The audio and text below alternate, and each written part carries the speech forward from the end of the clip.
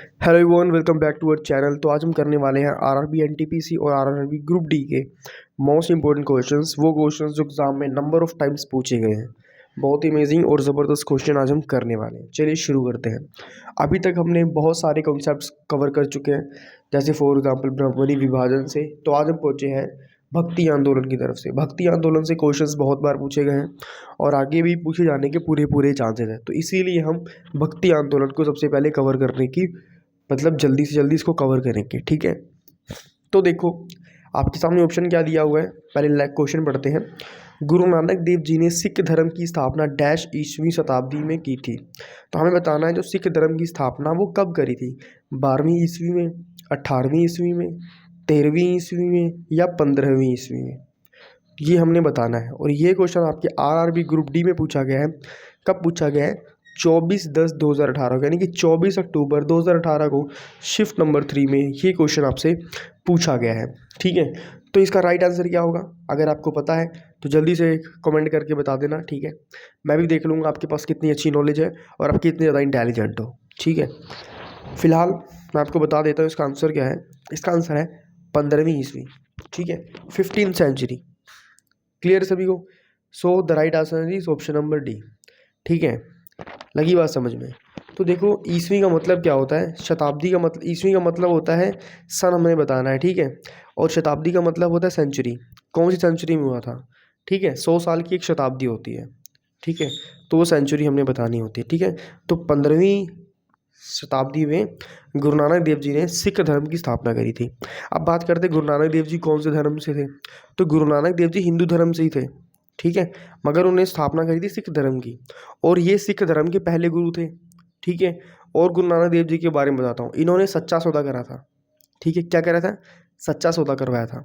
लगी बात समझ में?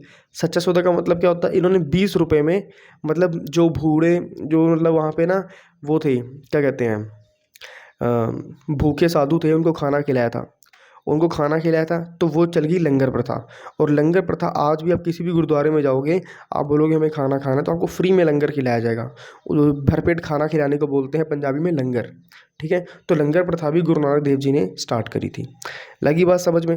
उसके बाद गुरु नानक देव जी क्या करे थे? 4 उदासियाँ करी थी। 4 उदासियाँ का मतलब होता है 4 दिशाओं की यात्रा, ठीक है। तो गुरु नानक देव जी जब एक बार मक्का मदीना गए थे, अब आपको मैं बात बताता हूँ।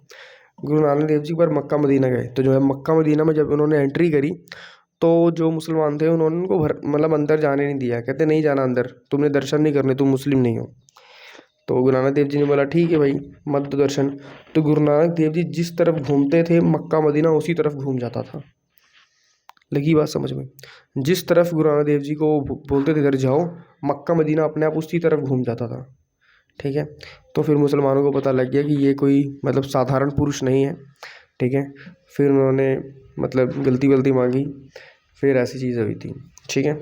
अब आपसे क्वेश्चन भी पूछा जाएगा कि सिखों के 10वें गुरु कौन थे। तो सिखों के 10वें गुरु थे गुरु गोबिंद सिंह जी।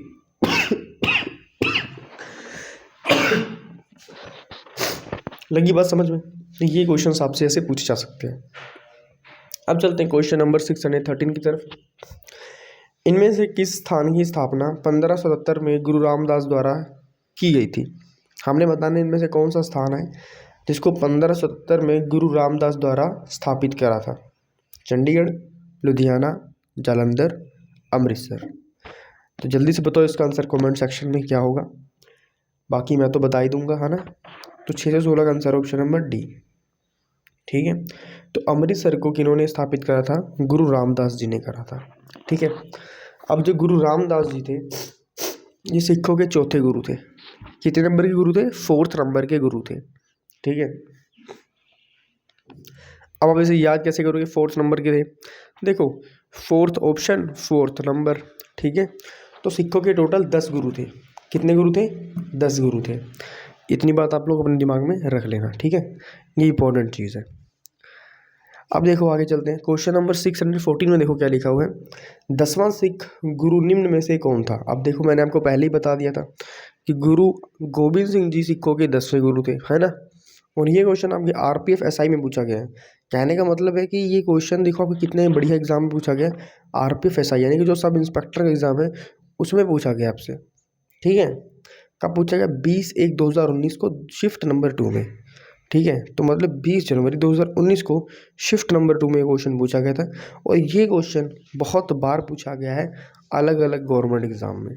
ठीक है, जब मैंने इस क्वेश्चन के बारे में रिसर्च करा तो मुझे पता लगा ये क्वेश्चन भाई बहुत बार पूछा जा चुका है। इतनी बार ये क्वेश्चन रिपीट हो चुका है कि मैं आपको क्या ही बताऊँ। आप अनुमान लगाओ, गेस करो कि ये क्वेश्चन कितनी बार रिपीट हुआ होगा।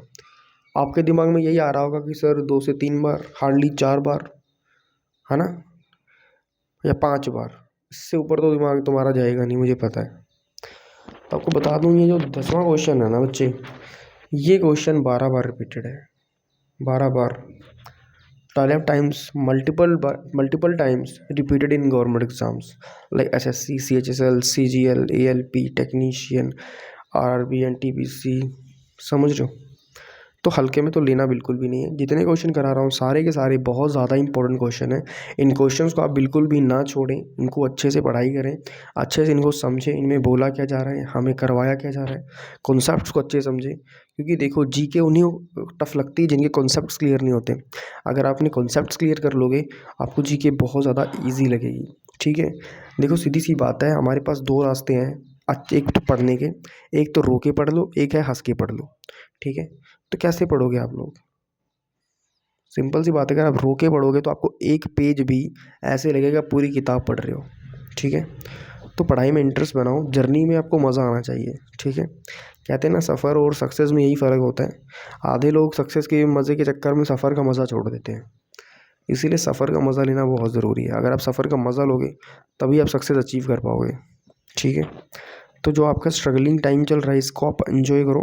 ठीक है, अच्छे से पढ़ाई करो, टेंशन वेंशन मत लो। मुझे पता है अभी रिसेंटली आरआरबी एनटीपीसी का एग्ज़ाम आने वाले हैं, आप लोगों के एडमिट कार्ड निकल जाएंगे और ग्रुप डी वालों का भी मतलब जल्दी पेपर हो जाएगा। ठीक है, तो जितने भी रेलवे ग्रुप डी वाले हैं और आरआरबी एनटीपीसी वाले हैं उन सभी को बताना चाहता हूँ, आप लोग घबराओ मत। ठीक है, अच्छे से अपनी स्टडी करो और होप सो अगर आपकी मेहनत अच्छी होगी तो भगवान आपको ज़रूर अच्छी नौकरी देंगे। क्योंकि देखो ऊपर वाला कभी भी किसी की मेहनत नहीं रखता अपने पास। ठीक है, ऊपर वाला कभी भी किसी की मेहनत नहीं रखता अपने पास। तो सिंपल सी बात है, दिमाग में ये चीज़ रखो कि हमने बस जितना भी करना है उसकी रिवीजन डेली डेली करनी है। लगी बात समझ में? अब देखो मैं आपको बताना चाहता हूँ, इसके पहले हमने बहुत सारे क्वेश्चंस कर लिए हैं। ठीक है, मल्टीपल क्वेश्चंस हमने कवर कर लिए हैं। आपको मैं दिखा देता हूँ एक बार, ये देखो, ये भी हमने कवर कर लिया है। ये सारे के सारे क्वेश्चन देखो मल्टीपल टाइम रिपीटेड है। कोई ग्रुप डी में पूछा गया है, ये देखो ये सारे क्वेश्चन ग्रुप डी में पूछे गए। उसके बाद आरपीएफ एसआई पूछे गए, फिर आरआरबी के जेई यानी कि जूनियर इंजीनियर में पूछे गए हैं। ठीक है, ये सारी चीज़ें मतलब पूछी गई। देखो आरआरबी एनटीपीसी में पूछा गया है, ये क्वेश्चन भी आरआरबी एनटीपीसी में पूछा गया है। तो कहने का मतलब अगर आप इन सभी क्वेश्चंस को पढ़ना चाहते हो तो हमने पूरी प्लेलिस्ट बनाई है इनकी। तो प्लेलिस्ट का लिंक मैं डिस्क्रिप्शन में डाल दूंगा, आप जाके वहाँ से चेकआउट कर लेना। ठीक है, आपको मतलब ये सारे जो हमने अभी तक वीडियोस बनाई हैं आप लोगों के लिए रिकॉर्डेड लेक्चर्स, वो सारे के सारे आपको प्लेलिस्ट में मिल जाएंगे। तो प्लेलिस्ट का लिंक मैंने अपने डिस्क्रिप्शन में डाल दिया। इसी वीडियो के डिस्क्रिप्शन में प्लेलिस्ट का लिंक पड़ा है, जाओ उस लिंक को क्लिक करो और जो मैंने आपको करवाया है उसको आप अच्छे से पढ़ लो। ठीक है, चलिए ठीक है, मिलते हैं सभी को नेक्स्ट वीडियो में। Till then good bye everybody, take care.